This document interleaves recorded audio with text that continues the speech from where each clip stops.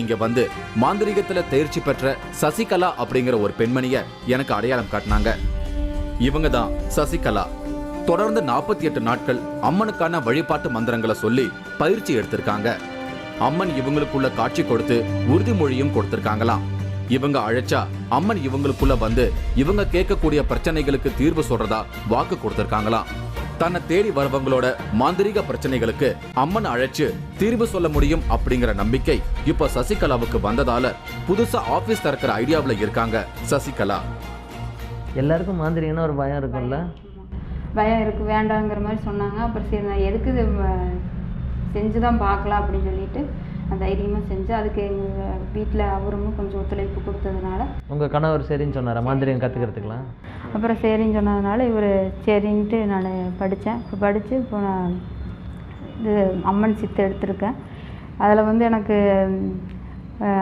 அம்மன் காட்சி கொடுத்தாங்க.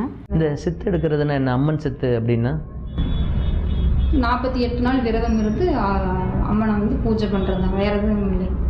அப்படி பண்ணோன்னா விரதம் இருக்கணும். விரதம் இல்லைன்னா மட்டன் சாப்பிடக்கூடாது, 2 நேரம் குளிக்கணும், காலையில் 2 நேரம் குளிக்கணும், டெய்லி ஒரு தடவை பூஜை பண்ணணும், 1 மணி நேரமாவது உட்காந்து அம்மனோட மந்திரங்களை சொல்லி பூஜை பண்ணணும். 48 நாள் முடியும் போது நம்மளுக்கு அம்மன் வந்து நம்மளுக்கு அருள் கொடுப்பாங்க.